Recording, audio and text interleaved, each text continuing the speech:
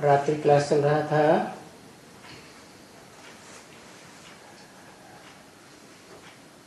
सोलह 5/1967 पहले पेज के मध्यांत में बात चल रही थी।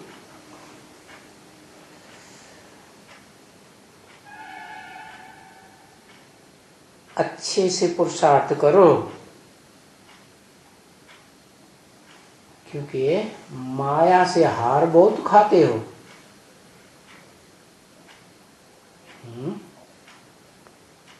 माया की मत पर चल पड़ते हो। माया का मतलब यह है, मां माने नहीं, आया माने आया। ये द्वैतवादी द्वापर युग से ये माया बेटी ना आई होती तो अच्छा था। क्या ये आती है तो क्या करती है? परम पुरुष शिव की कहो या इस दुनिया में मनुष्यात्माओं के बीच में परम पुरुष प्रजापिता एडम को कहो, आदिदेव को कहो, उसकी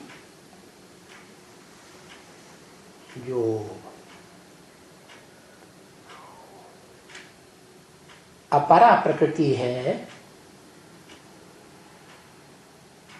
नीचे किस्म की प्रकृति, माने प्रकृष्ट, कृति माने रचना। प्रकृष्ट रचना है, लेकिन है कैसी? ऊंची स्टेज वाली आत्मिक स्थिति में रहने वाली नहीं है, क्योंकि आत्मा का सीधा कनेक्शन होता है ज्ञानेंद्रियों से।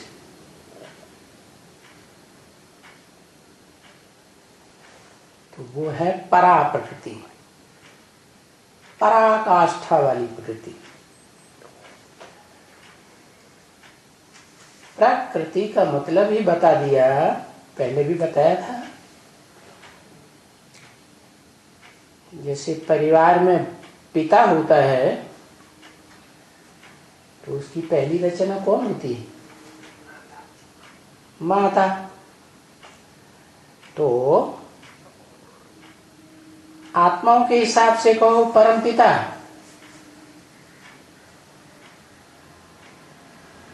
तो उसकी भी पहली रचना भी है, अव्वल नंबर, और द्वैम नंबर की भी रचना है। लेकिन दोनों पत्नियां साथ साथ हैं, भेदभाव नहीं करता जाता, दोनों को तरीके से चलाता है। तो वो कौन है? परम पुरुष शिव, आत्माओं का बाप,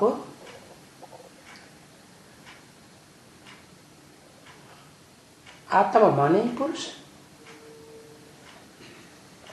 तो आत्माओं के बीच में जो परम पुरुष है, उसकी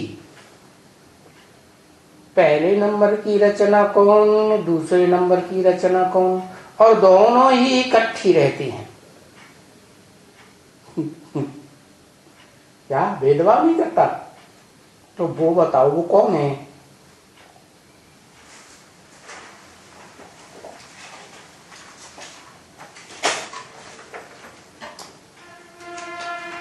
एक ही घर में रहती है,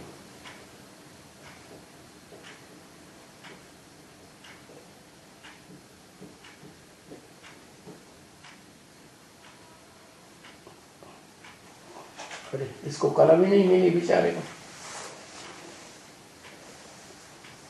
परा प्रकृति एक, अपरा प्रकृति दो।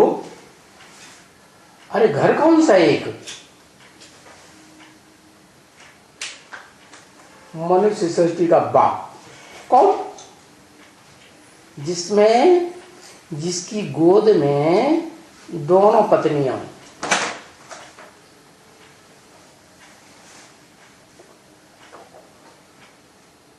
राइट साइड की भी तो लेफ्ट साइड की भी।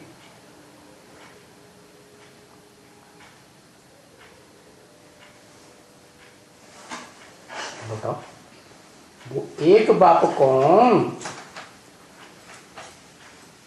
जो दोनों पत्नियों को अपने एक ही घर में रखता है?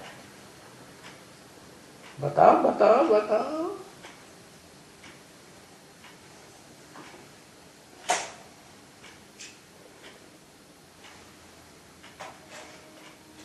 प्रजापिता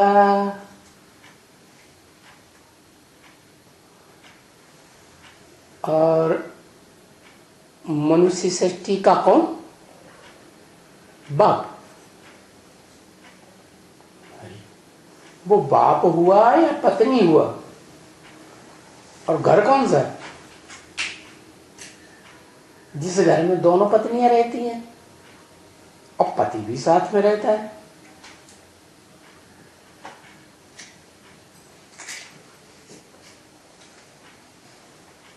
विष्णु का, विष्णु तो देवता है। बाप तो देवता बनाने वाला है।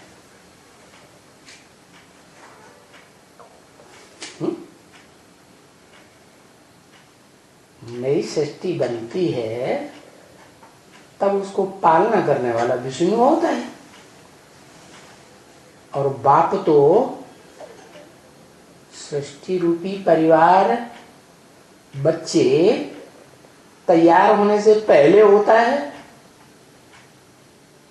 कि जब पालना होती है शुरू तब होता है, तो पहले से ही होता है। तो वो स्वरूप कौन सा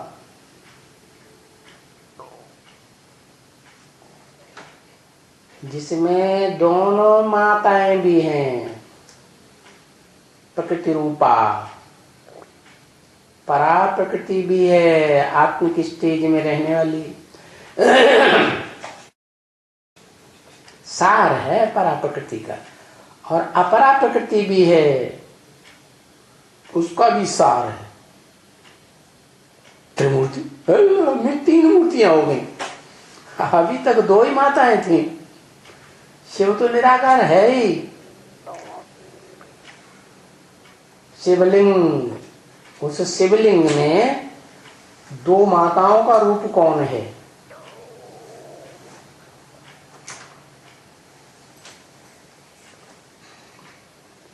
बताओ बताओ बताओ। 2 माताओं का रूप, एक ही जलाधारी।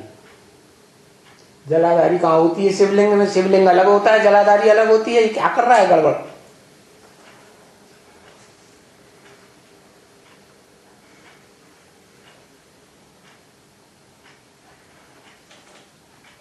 अरे दोनों माताओं का घर कौन सा है? और बाप भी उस घर में है।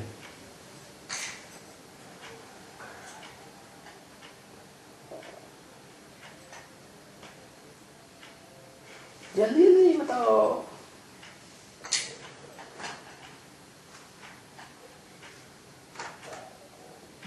बताते नहीं। बताएं कहाँ से गूंगे बच्चे पैदा हुए?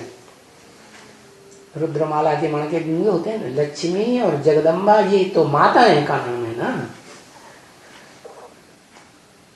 तो जो शिवलिंग बताया ना, ये तो सही बताया। वो प्रैक्टिकल रूप तो है इस दुनिया में, लेकिन उसमें बाप कौन और दोनों माताएं कौन, और वो सुप्रीम सोल बाप जिसकी स्मृति में प्रवेश कर जाता है, वो कौन?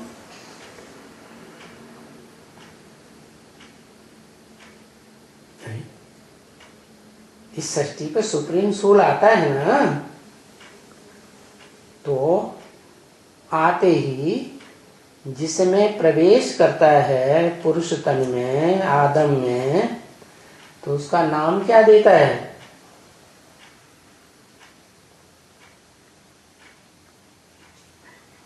घंटों लगाते। परम ब्रह्म क्या नाम देता है? परम ब्रह्म। वो इस दुनिया की ऊंचे से ऊंची हस्ती हो गई। नाम क्यों दिया? काम निकालने के लिए नाम दिया। बाप को क्या चाहिए? क्या काम कराना है? परिवार की रचना करनी है, मनुष्य सृष्टि के परिवार की, वसुधैव कुटुंबकम की।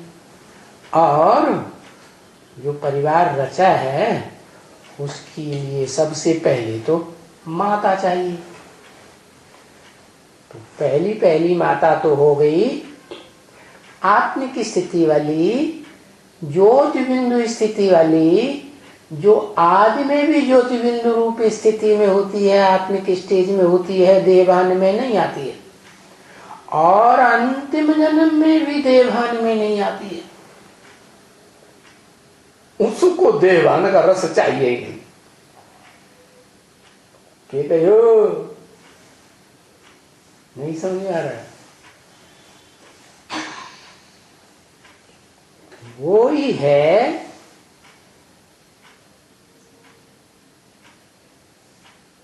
परा प्रकृति, आत्मिक रूप वाली। क्या शिवलिंग वो तो बताया, लेकिन शिवलिंग में जो ज्योति बिंदु है वो है परा प्रकृति, चैतन्य। उसमें जड़त्व का, देह का भान ही नहीं। क्या स्वर्ग में पार्ट बजाती है तो वहां तो सब बिंदु रूप आत्मा अपन को देवताएं समझते ही हैं, देह भान में आते ही नहीं, देह की स्मृति ही नहीं। लेकिन जब से द्वैतवादी द्वापर युग शुरू होता है 2500 वर्ष के बाद, तो उस 2500 वर्ष के बाद जो ऊपर से और धर्मों की धर्म पिताओं की आत्माएं, उनके फॉलोअर्स आते हैं, इब्राहिम, बुद्ध, क्राइस्ट आदि टाइम टू टाइम आते हैं ना, तो उनमें जो पहला नंबर इब्राहिम है, धर्म पिता है ना, वो आता ही है जब द्वैतवादी द्वापर युग की सृष्टि शुरू होनी होती है ना। तो उस द्वैतवादी सृष्टि में वो आते ही दो धर्म, दूसरा धर्म शुरू कर देता है। फिर उसकी बात भी लोग मानेंगे, बाप है ना, उस परिवार का, इस्लाम परिवार का बाप हो गया ना, तो जो भी पैदाइश होगी, उनके फॉलोअर्स कहो, बच्चे कहो, वो उसी की बात मानेंगे। तो एक तरह से राज्य भी उस परिवार में उसी का हो गया, तो 2 राज्य हो गए ना। एक तो देवात्माओं का राज्य चला आ रहा था, क्या स्वस्थिति वालों का, स्वधर्म वालों का। इन्होंने दूसरा धर्म शुरू कर दिया, क्या देहधारी धर्म पिता ने देह का धर्म शुरू कर दिया। इनकी बुद्धि में ये नहीं आता है कि स्वर्ग में जो पैदाइश होती है सृष्टि की, जनसंख्या बढ़ती जाती है, सतयुग से त्रेता तक, अंत तक बढ़ती है ना जनसंख्या, तो उसमें ज्ञानेंद्रियों से पैदाइश होती है बच्चों की, ज्ञानेंद्रियों का आकर्षण होता है। नंबरवार, जैसे इस शरीर में ऊंचे से ऊंची इंद्रियां हैं, देह की आंखें, फिर उसके बाद उससे नीचे कौन है? चल, हाँ, का जो छेद है ना, उससे ऊपर है पर्दा कान का, लेकिन आंख से नीचे, तो उसे श्रोत्र इंद्रिय कहा जाता है। और फिर उससे नीचे है नाक, घ्राण इंद्रिय, सूंघने वाली। फिर उससे नीचे है मुख, मुख में जिह्वा, स्वाद लेने वाली है। और फिर उससे नीचे है और नीचे वाला ओठ। क्या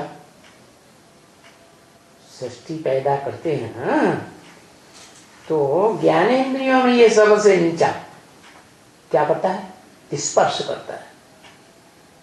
क्या चुम्बन लेते हैं ना, तो स्पर्श होता है ना, स्पर्श का सुख अनुभव होता है कि नहीं?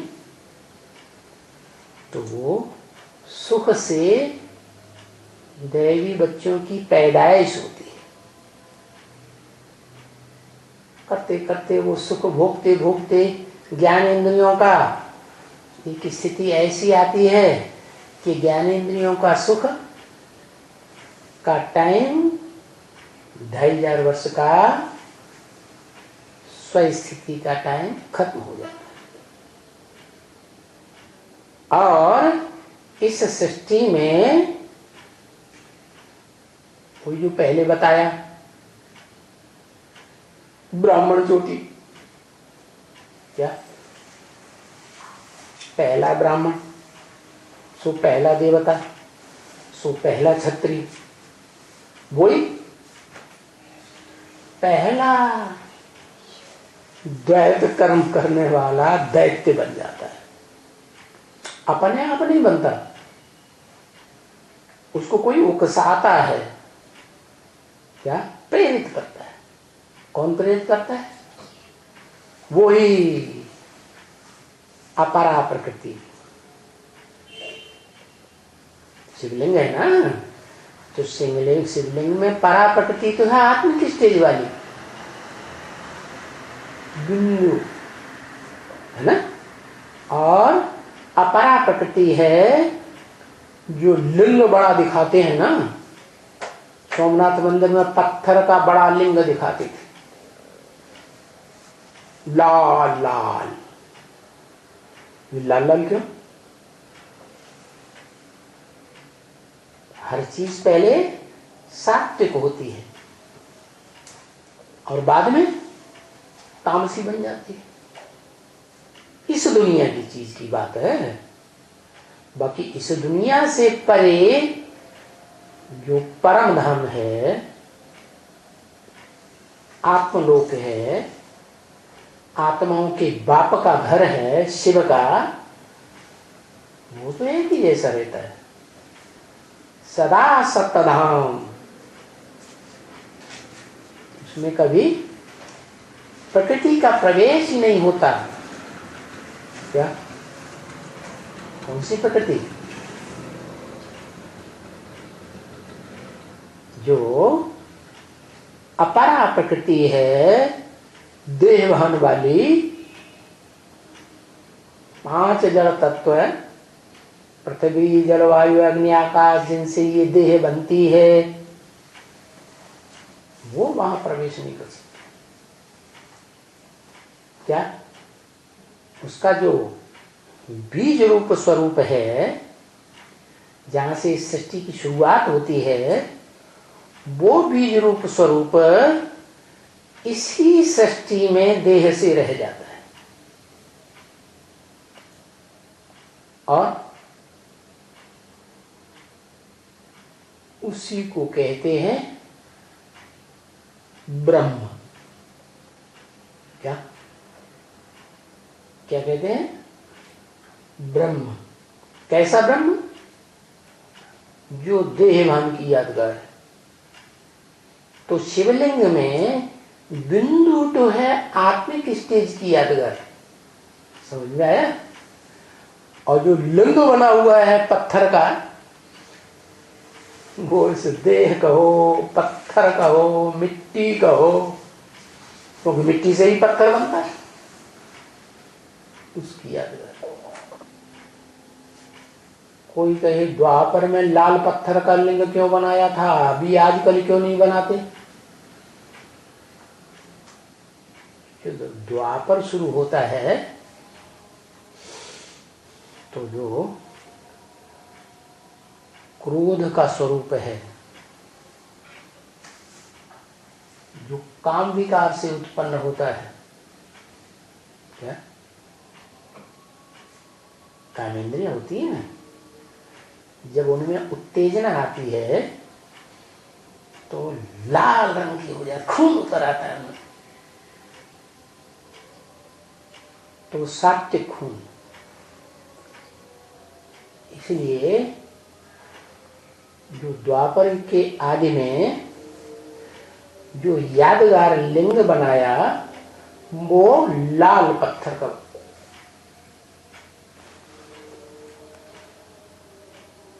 कैसा बनाया, लाल पत्थर। लाल रंग किस बात का सूचक होता है,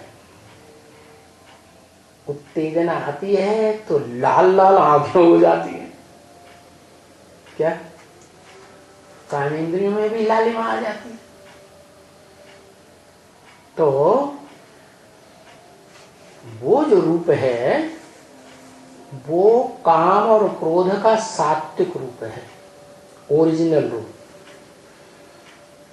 फिर जब अनेक जन्म का सुख भोगते भोगते इंद्रियों से इंद्रियां तामसी हो जाती हैं तो काली पड़ जाती।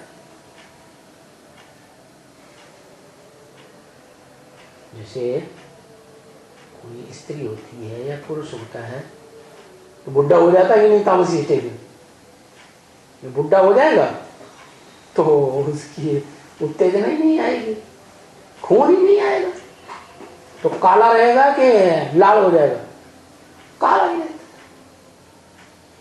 तो लिंग भी कलयुग के अंत में कैसा बनाने लगे यादगार में, काला।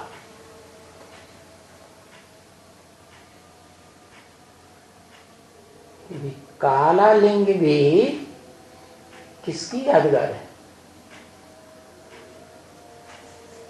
द्वापर युग में जो लाल लिंग बनाया था किसकी यादगार, लिखो लिखो,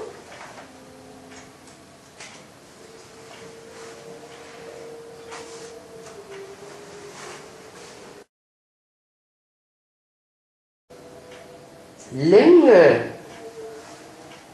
अपरा प्रकृति की यादगार, क्योंकि नीची प्रकृति है ना, क्या नीचे गिर गई। सत्युग के आदि में आत्मस्मृति में थी, क्या अपरा प्रकृति भी आत्मिक स्टेज में रहती थी। इसलिए जो भी सृष्टि थी स्वर्ग की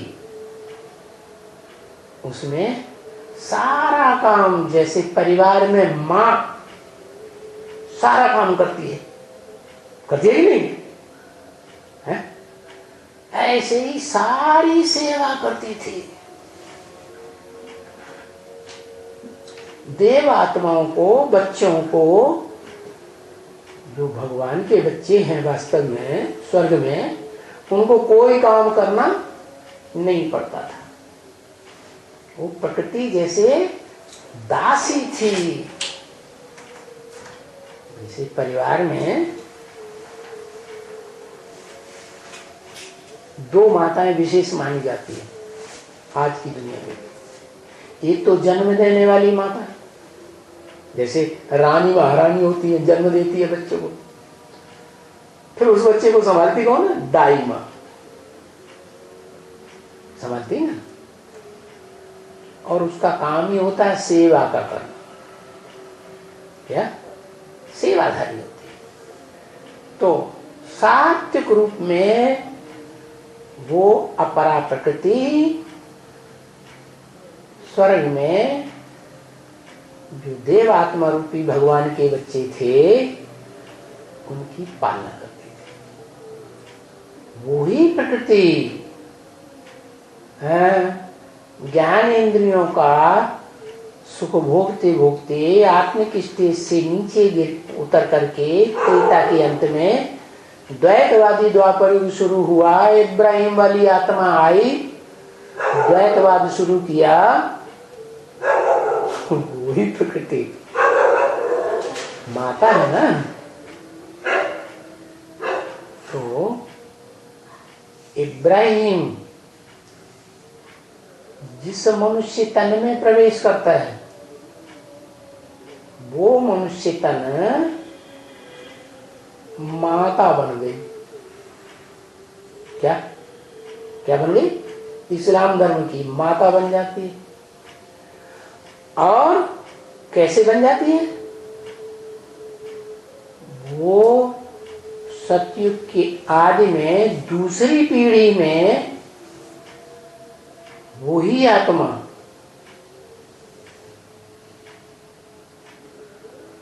दो नंबर का नारायण बनती है। माने नारायण नाम के महाराजा राजाओं की भी पीढ़ी चलती है। जैसे king Edward first, second, third, fourth, ऐसे ही क्रिश्चियंस ने फॉलो किया है सतयुग के लॉर्ड कृष्ण को।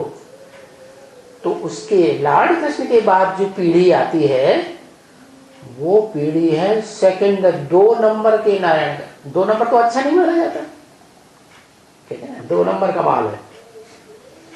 तो वो 2 नंबर का नारायण 2 नंबर का कैसे बना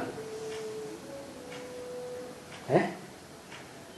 संगम युगी शूटिंग पीरियड में, कलयुग के अंत में, जब सुप्रीम सोल बाप आते हैं हेवन की रचना रचने के लिए, तो जो ब्राह्मण अव्वल नंबर कुरी के नहीं बनते, 9 कुरियों में से 2 नंबर कुरी के बन जाते हैं, पूरा ज्ञान नहीं उठाते। ईश्वर है, शिव है, आत्माओं का बाप, और वो जिसमें प्रैक्टिकल प्रवेश करके पार्ट बजाता है उसको पहचान नहीं पाते। समझ में आ रहा है कि नहीं? नहीं समझ में आ रहा।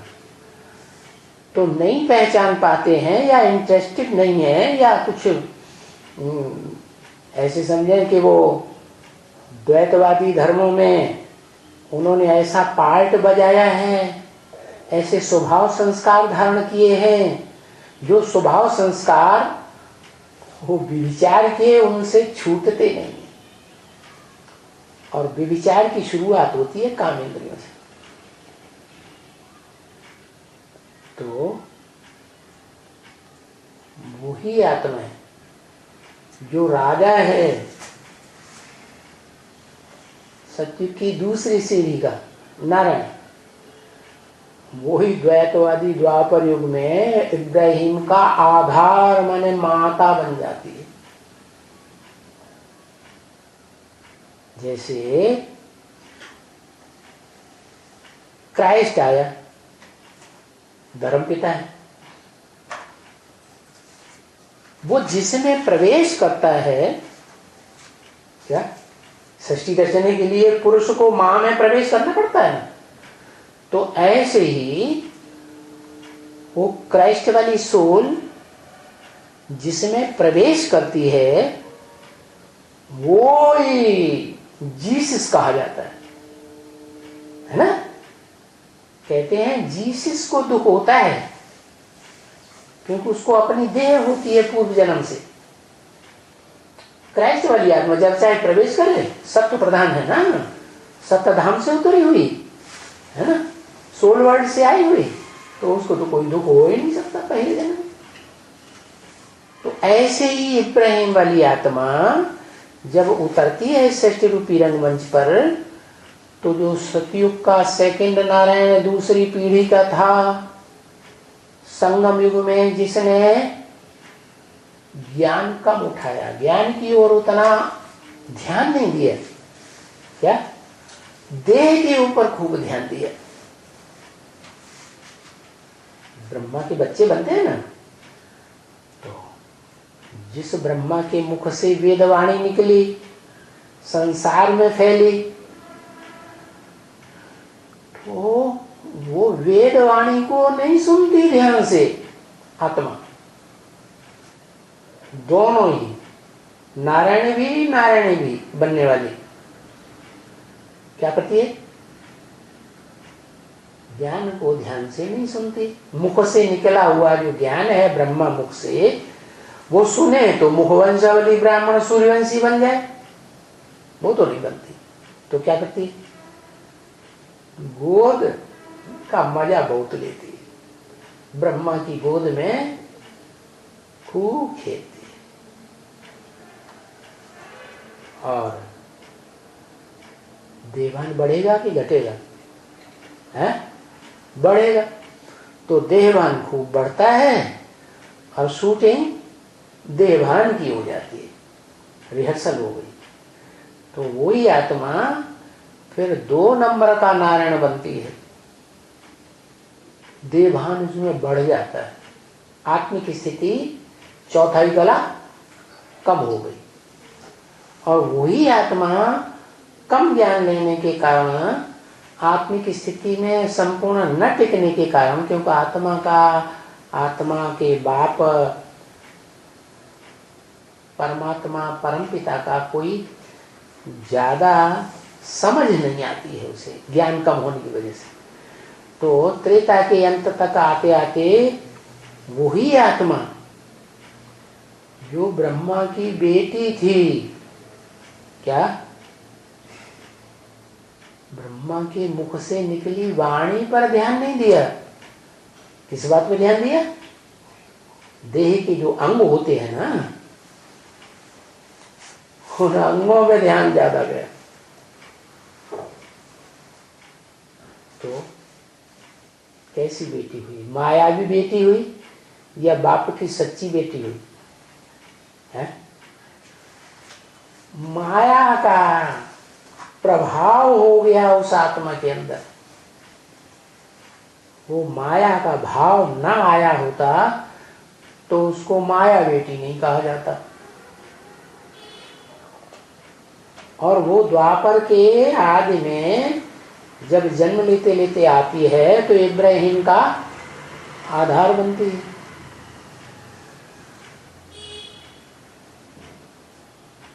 एक जो नारायण के रूप में था सत्यगुरु, उसके साथ नारायणी, इब्राहिम के साथ जो दूसरी आत्मा उतरती है सहयोगी, वो नारायण वाली आत्मा में प्रवेश कर जाती।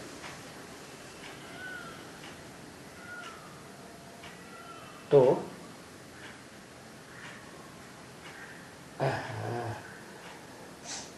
वो इब्राहिम जिसमें प्रवेश करता है वो माता हो गई, और उस माता से जो जन्म लेती है वो दूसरी आत्मा हो गई जो इब्राहिम के पीछे पीछे आती है, माने बेटी हो गई। क्या हो गई? बेटी। और इब्राहिम को तो अनुभव ही नहीं है आत्मा को कि ज्ञानेंद्रियों से भी संतान प्यार से पैदा हो सकती है। तो वो तो जब द्वैतवादी द्वापर युग में आता है तो जहां से विराट स्वरूप 2 भागों में बट जाता है, टांगे 2 अलग अलग हो गए ना, तो उनके बीच में बिचौलिया हो गया। काम विकार रूपी क्या हो गया? कामांग। उसका नाम शास्त्रों ने दे दिया है कामदेव। देव क्यों दे दिया? वो तो दैत्य का काम करता है? विराट पुरुष जो है उसको बीच में से फाड़ने का काम कर रहा है। दैत्य माने दिति की संतान, दिति माने खंडित। तो जो विष्णु का राज्य था एक राज्य, उसको द्वैतवाद में पलट दिया। तो वो माया बेटी जो है वो इब्राहिम, और इब्राहिम जिस माता का आधार लेता है शरीर का, उन दोनों के मुकाबले ज्यादा पवित्र होती है या कम पवित्र होती है? हाँ? ज्यादा पवित्र रहती है तो ज्यादा पावर होती है। बुद्धि की पावर सात्विक होगी या नीचे गिरेगी, रजो प्रधान तमो प्रधान बनेगी? सात्विक। तो वो सात्विक पावर जो है बुद्धि की है तो द्वैतवादी दुनिया की पावर ना, दैत्यों की पावर है ना। वो बच्ची जो है, जो माया बेटी बन जाती है शूटिंग काल संगम युग में, कलयुग के अंत में भगवान बाप के आने पर, वो ही बच्ची त्रेता के अंत में आकर के तीक्ष्ण बुद्धि वाली बनती है। क्या? तो अच्छी बात हुई या बुरी बात हुई?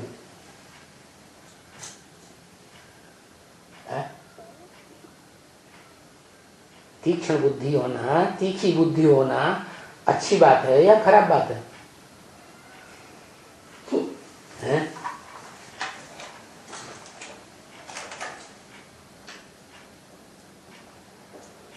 अरे जल्दी बताओ। खराब बात है। अरे गीता में तो कहा बुद्धिमान था अर्जुन। मनुष्यों के बीच इस सृष्टि में अगर कोई सबसे बुद्धिमान है तो अर्जुन है, जो ज्ञान सबसे ज्यादा अर्जन कर सकता है।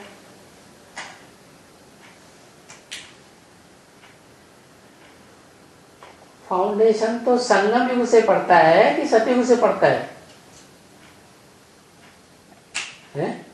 तो देवताओं की तो बात ही नहीं हुई। उन ब्राह्मणों में से जिस ब्राह्मण ने बाप की गोद लेकर के नियत खराब की, देह के अंगों का सुख लिया, क्या? माँ है ना। माँ जो है वो कपड़े पहनने वाली देवान का होती है कि जैसे पुरुष होते हैं, खास करके भारत में नागा बाबा बन के भी रहते हैं, शंकर जी की तरह नंगे होके रह सकते हैं, ऐसे स्त्री रह सकती है? नहीं रह सकती ना। देवभान होता है ना। तो वो देहभान वाली ब्रह्मा की आत्मा क्या, तो चोला पहन करके बैठती है। भले बीच में चोला है, लेकिन माया बेटी की बुद्धि में वो चोला कम आता है कपड़े का। क्या ज्यादा याद आता है? गोद में बैठते समय है वही पुरुष अंग। तो ये तो बेटी का कर्म नहीं है, बेटी का कर्म नहीं हुआ, ये तो माया बेटी हो गई। तो उस संबंध से पुरुष तो बेचारा होता ही है। द्वैतवादी द्वापर युग से दुर्योधन दुशासन काम इंद्रिय के वशीभूत हो जाता है ना। तो मारामारी करने के लिए मजबूर है। तो स्त्री को तो वो मार करने वाला अंग नहीं होता। तो जो ब्रह्मा बाबा थे संगम में, जिनके मुख से वेदवाणी निकली, वो ब्रह्मा बाबा बेटी पर आसक्त हो, मजबूरी। क्या शास्त्रों में लिखा है ना? क्या ब्रह्मा क्या करता है? बेटी पैदा करता है, बेटी पर ही आसक्त हो जाता है। तो ये तो दूसरी बेटी है। क्या? कौन? जो भी बेटी नाम पड़ा, कुमारी नाम पड़ा, कुमार का कहो, कुछ भी कहो। तो वो बेटी जो है मम्मा के बाद माता के रूप में ब्राह्मण परिवार में दूसरे नंबर का मान मर्तबा ले लिया है या नहीं ले लिया है? मम्मा ने शरीर छोड़ा और वो गद्दी पे बैठ गई और बाबा ने भी मुर्मू बोल दिया। इन सभी सितारों में सबसे जास्ती खातरी होती है कुमार काल। क्यों भैया? वो ब्राह्मण परिवार में सभी ब्राह्मण बच्चे, उसकी ज्यादा खुद खातरी क्यों करना शुरू कर दी? कोई कारण होगा ना? नहीं कारण समझ में आया क्या? क्या कारण? उसे जगदम्बा की टाइटल दे दिया और वो टाइटल प्रैक्टिकल में मिला भी।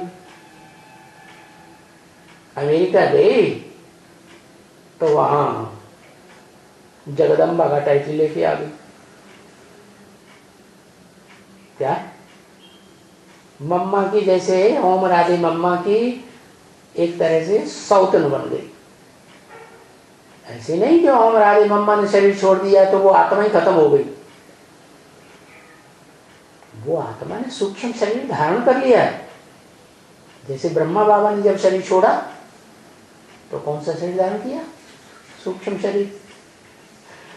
मम्मा के जाने के बाद, शरीर छोड़ने के बाद, मम्मा तो सूक्ष्म बतन से, सूक्ष्म शरीर से सारा ड्रामा देख रही थी। तो वो टाइटल लेकर के बैठी हुई माया बेटी में शूटिंग कर दी माया बेटी बनने की। उसी के कारण क्या वो द्वापर के आदि में और त्रेता के अंत में वो प्रैक्टिकल माया का रूप बन जाती है। जैसे संगम युग में बनी थी, इब्राहिम की बेटी बनती है और वो बेटी क्या करती है? ब्रह्मा तो ब्रह्मा है, उनको तो टाइटल मिलता है बाद में, प्रजापिता का टाइटल मिल जाता है। पता है, पहले ब्रह्मा कुमारी ईश्वरी विश्वविद्यालय नाम था। सन 47 के बाद जब दिल्ली में आए, प्रजापिता शब्द नहीं था। पुराने चित्रों में देखा जा सकता है, चित्र झाड़ के लक्ष्मी नारायण के बने, वो क्या नाम, त्रिमूर्ति के बने थे, उनमें सिर्फ वो ब्रह्मा कुमारी ईश्वरी विश्वविद्यालय। जब मम्मा ने शरीर छोड़ा तो मम्मा के शरीर छोड़ने के आसपास मम्मा की बुद्धि तीखी थी। उनकी बुद्धि में आया कि अम्मा से ही थोड़ी ही सृष्टि चलती है। ब्रह्म माने बड़ी, माँ माने माँ, ब्रह्मा उसके पीछे कौन होता है? बाप होता है। तो यज्ञ के आदि में जो व्यक्तित्व था,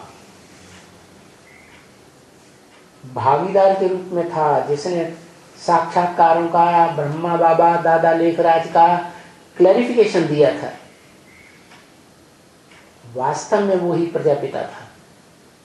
इस ब्राह्मण परिवार का बाप हुआ वो बीज रूप, जिसने ब्रह्मा के बुद्धि रूपी पेट में ज्ञान का बीज डाला कि तुम ब्रह्मा की आत्मा हो, ब्रह्मा के रूप में तुम्हें प्रैक्टिकल पार्ट बजाना है, वेदवाणी उच्चारण करनी है, ब्राह्मणों को जन्म देना है।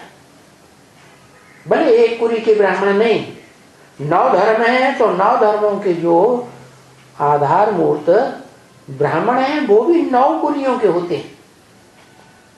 उन्हीं 9 कुरियों के जो ब्राह्मण हैं वो सतयुग में 9 नारायण बनते हैं। क्या? वो ही 9 नारायण द्वापर के आदि में ऋषि मुनि बनते हैं। उनमें सप्तऋषियों का तो खूब ही गायन है। क्या? ऐसे नहीं कि वो सप्तऋषि निर्विकारी थे, जब आते ही हैं द्वैतवादी द्वापर युग से इब्राहिम के आने के बाद ही आते, तो वो भी क्या हुए? विकारी होंगे या नहीं होंगे? वो भी भिखारी थे, इसलिए उनको दाढ़ी मूछ दिखाई जाती है। ऋषि मुनियों को सबको दाढ़ी मूछ दिखाते हैं। दाढ़ी मूछ मनुष्यों को होती है, भिखारी मनुष्यों को, या देवताओं को होती है? मनुष्यों को होती है। तो वो मनुष्य जो है वो ऋषि मुनि विकारी बुद्धि होकर के भी उन्हें संगम युग की स्मृति आती रही। वो ही स्मृति ने शास्त्र लिख मारे। अब क्योंकि विकारी बुद्धि थे तो शास्त्रों में विकृति आएगी या नहीं आएगी? तो अलग अलग प्रकार की विकृति आती रही, शास्त्र एक जैसे नहीं रहे, अनेक प्रकार के हो गए। ज्ञान एक नहीं रहा, एक के द्वारा आने वाला। जैसे रावण के 10 सिर होते हैं, रावण का ज्ञान होता है, ऐसे ही 10 धर्मों से कनेक्टेड है। 10 धर्म तो है नहीं, 9 धर्म, 9 धर्मों से कनेक्टेड वो ऋषि मुनि 9 जो हैं स्पेशल, वो शास्त्रकार बन जाते हैं। और उनमें से जो 2 नंबर का ऋषि है, जिसका नाम पड़ा शास्त्रों में गौतम ऋषि। क्या ऋषि? गौ, गौ माने इंद्रियां। इंद्रियों में भी मारने वाली जो इंद्रिय होती है और मारपीट करके बड़ा सुख होती है। ऐसे होता है ना, कोई ऐसे होते हैं, किसी को मारपीट के धड़ाशाही कर दिया तो उनको बड़ा हमने जीत पा ली। जीत का सुख बड़ा जबरदस्त। इसके ऊपर हम कंट्रोलर हो गए, शासक बन गए, राजा बन गए। तो जिस ऋषि ने भ्रष्ट इंद्रियों का 2 नंबर का सुख भोगा सबसे जास्ती, उसका नाम पड़ा गौतम ऋषि। सतयुग का सेकंड नारायण। कौन हुआ? इब्राहिम जिसमें प्रवेश करता है वो ही हुआ अगले जन्म में गौतम ऋषि। तो उसकी जो रचना है, पवित्र रचना, बेटी के रूप में, क्योंकि पत्नी जब आती है पति के पास, तो पत्नी है पहले या किसी की बेटी है? क्या है? बेटी। तो वो पवित्र होती है, उस पवित्रता की पावर से बुद्धि में तीक्ष्ण होती है। जैसे आज के माहौल में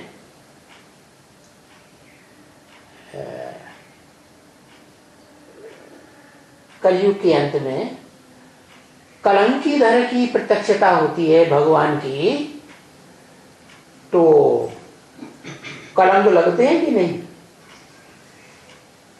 है ना, कलंक लगते हैं। तो किस बात के कलंक लगते हैं?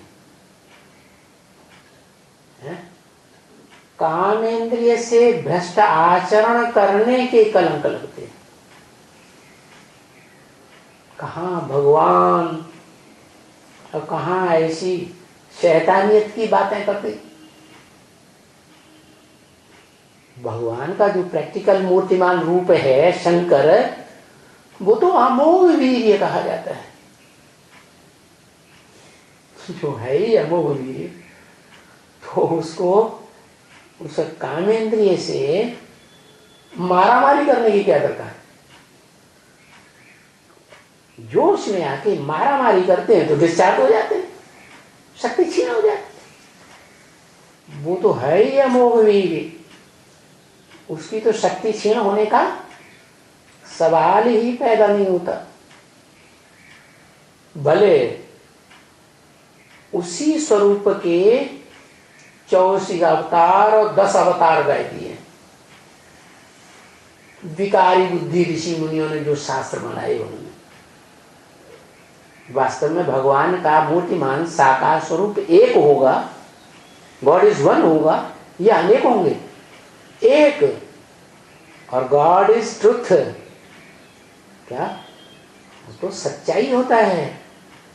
मूर्तिमान स्वरूप जो निराकार का है इस संसार में, जिसका नाम शिव के साथ जोड़ा जाता है, और किसी भी देवता का नाम, राक्षस का नाम, दैत्य का नाम, मनुष्य का नाम शिव ज्योति बिंदु आत्माओं के बाप के साथ नहीं जोड़ा जाता।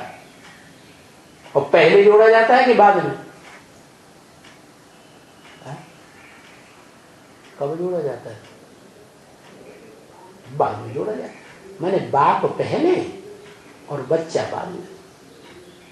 शिव बाप, जो भी आत्माएं हैं, पार्ट बजाने वाली इसे रंगमंच पर, षष्ठी पर, उनमें सुप्रीम सोल बाप, रूहानी बाप, मुसलमान कहते हैं अल्लाह मियां, खुदा। खुदा माने खुद आता है, किसी के बुलाने से नहीं आता। हिंदू में कहते हैं शिव, कल्याणकारी। कभी भी यह कल्याणकारी पार्ट नहीं बजाता। इस षष्ठी में 500 करोड़वीं अंतिम आत्मा भी सत्यधाम से उतरेगी तामसी कलयुग के अंत में, उसका भी कल्याण करने वाली।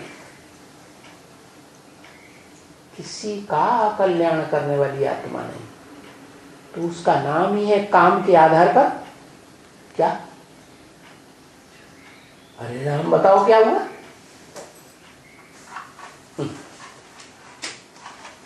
कितनी देर लगती है। शिव,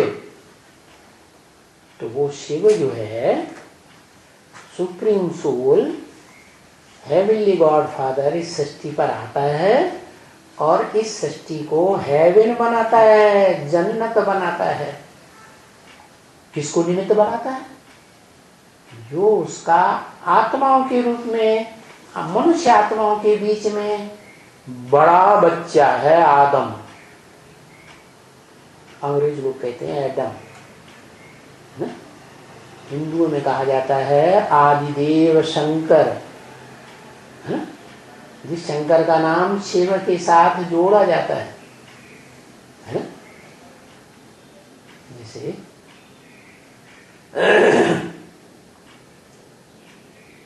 बड़ा बच्चा होता है ना बाप का, तो सारा कारोबार संभालता है नहीं, बाप के धंधा धोरी का। तो शिव बाप का जो ज्ञान देने का धंधा है, ज्ञान का विस्तार टीचर के रूप में करने का धंधा है, और ज्ञान का जो रिजल्ट है सुख शांति देना, बाप का मुख्य काम है अंत में वर्षा देना सुख शांति का। तो वो शिव बाप जिस आत्मा रूपी बच्चे में प्रवेश करता है, वो बच्चा षष्ठी रूपी रंगमंच का हीरो है, आदम। और जिसमें आता है उसको ही पहले वर्षा देगा सारा। कौन सा वर्षा?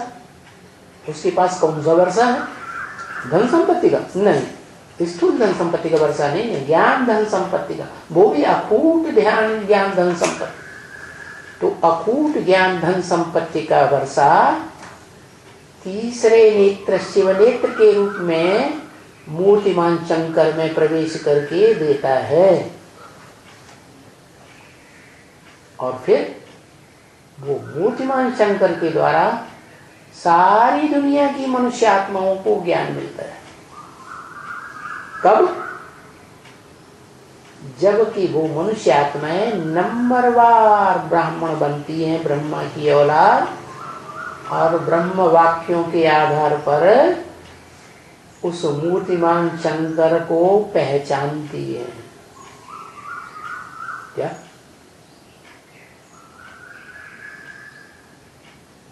शिव अपनी भी पहचान देता है शंकर में आकर के, आदम में, और आदम की भी पहचान देता है। इसलिए तुलसीदास ने लिख दिया, जे जानो ते देव जनाई, जानत तुम ही हुई जाई। शंकर जो है जब शिव को जान लेता है तो शिव ही बन जाता है। उसकी स्मृति में इतना लीन हो जाता है कि बाप और बच्चे में कोई अंतर रहता ही नहीं। दोनों का जन्म इकट्ठा होता है, प्रत्यक्षता रूपी जन्म सब संसार में होता है, तो इकट्ठा ही जन्म होता है। शिव शंकर भोलेनाथ इसे ये कहा जाता है। क्या अकेला शिव नहीं, शिव के साथ कौन जुड़ा हुआ है? बच्चा भी बड़ा जुड़ा हुआ है। तो मनुष्य सृष्टि का बड़ा बच्चा है, जो बड़े पे बड़ा वर्षा लेता है विश्व की बादशाही का, वो बड़ा बच्चा जिस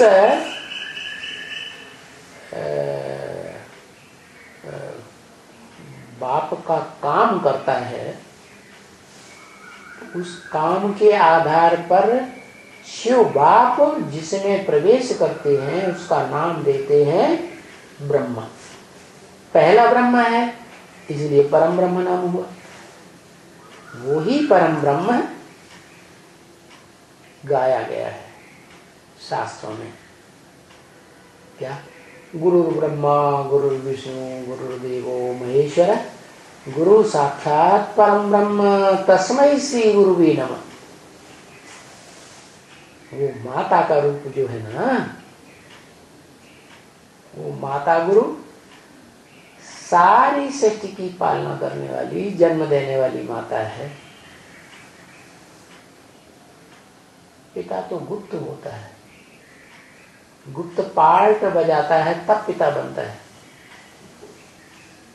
किसी को पता ही नहीं बच्चे को।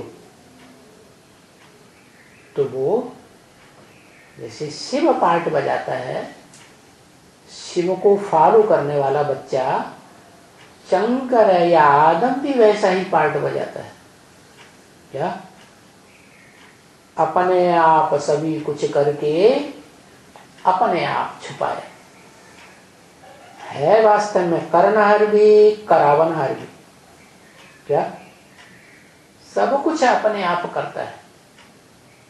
ब्रह्मा का पार्ट भी वास्तव में खुद बजाता है, परम ब्रह्म। और शंकर का पार्ट भी खुद ही बजाता है, प्रेरणा दे करके। क्या? किसको प्रेरणा देता है? असुर संहारणी माताओं को नंबरवार प्रेरणा देता है। क्या करो? विनाश। विनाश कैसे होता है? विविचार से होता है विनाश। क्या समझा?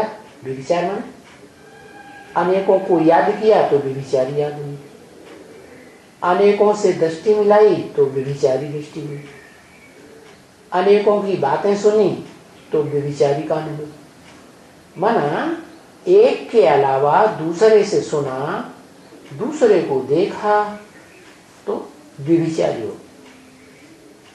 तो ऐसे ही वो कन्याएं माताएं सारी की सारी उस प्रकृति के प्रभाव में आ जाती हैं जो अपरा प्रकृति कही जाती है, देहभान वाली।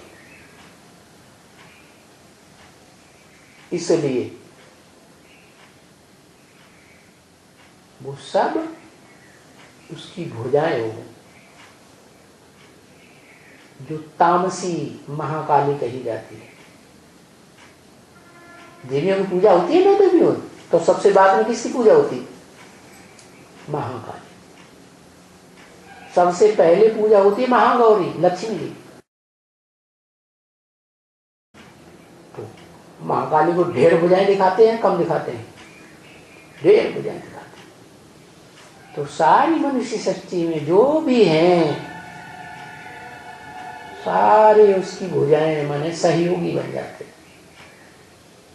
पुरुष रूप में जो है, जो भगवान के सहयोगी होते हैं, पहले उन भुजाओं को काट करके अपनी कमर की लज्जा बचा लेती है। क्या अपनी कमजोरी छुपा लेती है उन भुजाओं के द्वारा। वो भुजाएं अपनी अम्मा की बड़ी महिमा करती है। कलयुग के अंत में बप्पा को भूल जाते हैं। क्या बड़े बड़े मजमे जब लगेंगे देवी की पूजा के, तो क्या बोलेंगे? जय माता दी, जय माता दी, बाप का नाम निशान लेंगे। तो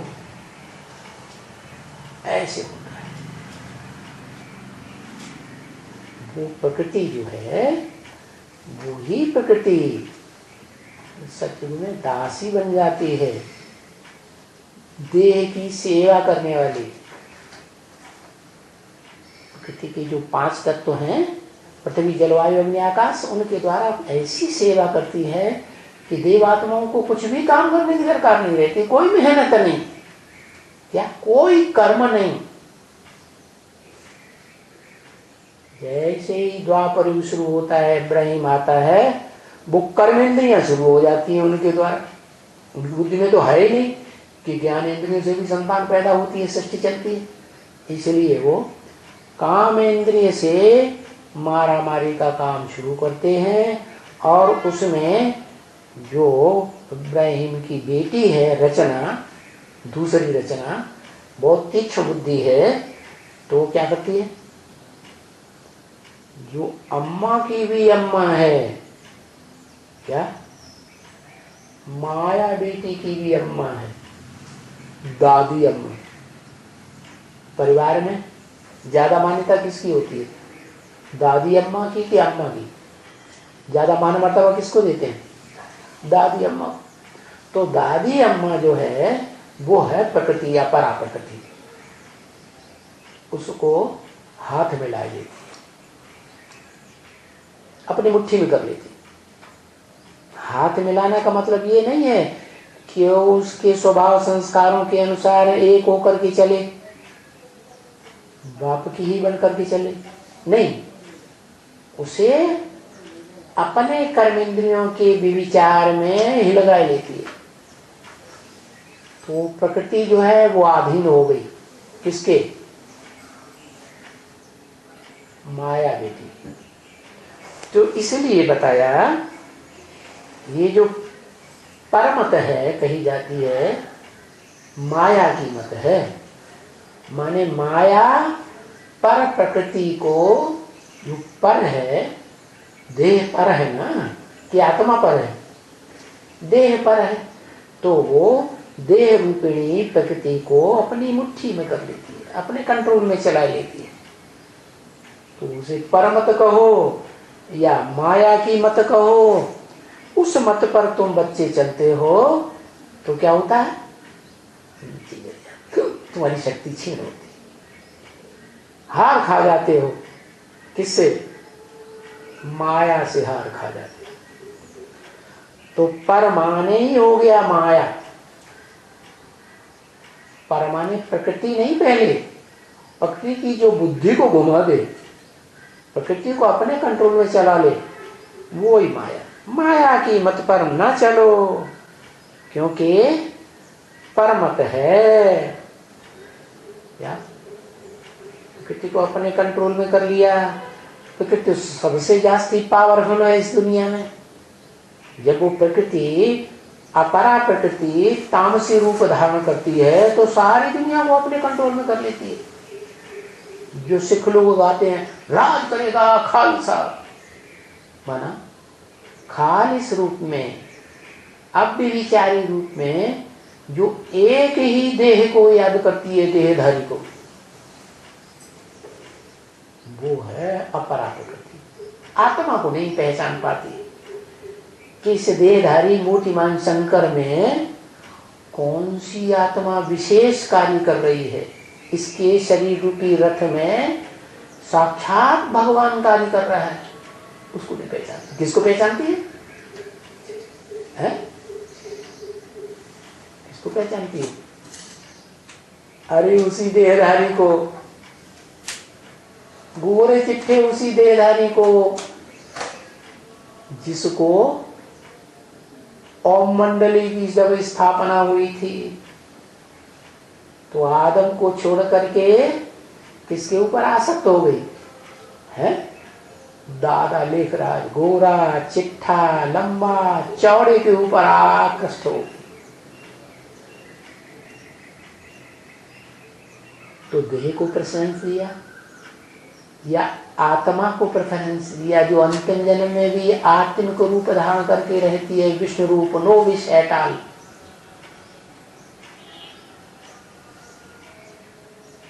तो बताया कि परमत पर न चलो। क्या पर? पृथ्वी जलवायु अग्नि आकाश से बने ये जो देह है वो पर है, स्व तो आत्मा है। इसलिए परमत माना ही भूतों की मत। कौन से भूत? काम क्रोध लोभ मोह अहंकार, इनके वशीभूत हो जाती है। कौन है?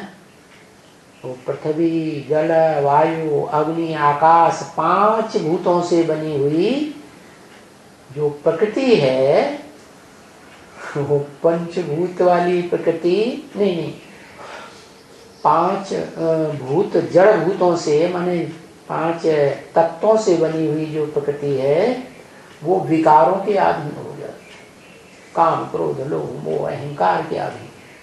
तो रावण के ये जो 5 सिर हैं, काम क्रोध लोभ मोह अहंकार, ये पुरुष मुख है। और पृथ्वी जलवायु अग्नि आकाश, ये मंद उदरी के मुख हैं। मंद माने जिसका बुद्धि रूपी पेट मंद है, ज्यादा बुद्धि नहीं चलती। देह में बुद्धि धरी हुई है तो चलेगी कैसे? इसलिए वो मंद उदरी जो है वो कौन हो गई? यही अपरा प्रकृति मंदोदरी हो गई। काम क्रोध लोभ मोह का संघात माया बेटी हो गई। अच्छा समझा? भूतों की मत कौन सी हो जाती है? जो संगम युग में देहभान होने के कारण देह रहते रहते पुरुषार्थ पूरा नहीं कर पाते। क्या? देह छूट जाती है और वो आत्मा सूक्ष्म शरीर धारण कर लेती है। वो सूक्ष्म शरीरधारी जो श्रेष्ठ आत्माएं होती हैं वो फरिश्तों के रूप में दूसरे धर्मों में गाई जाती हैं। विदेशियों में, इस्लामियों में, मुसलमानों में, क्रिश्चियंस में वो फरिश्ताओं को मानते हैं, देवताओं को नहीं मानते। तो वो भूत हो गए सब, भूत प्रेत। नाम सुना भूत प्रेत होगा? हाँ, किसी में प्रवेश करते हैं ना तो वो स्वभाव संस्कार अलग देखने में आता है। उनकी वाचा 2 तरह की हो जाती है, उनकी आंखें लाल लाल हो जाती है, तो भूत है। अच्छा, आज तो आए हैं अंबाला की पार्टी वाले। कहाँ की पार्टी वाले आए? अंबाला। अम्बा माने जो जगदम्बा है उसके बड़े भक्त हैं। अम्बा का आवाहन करते रहते हैं।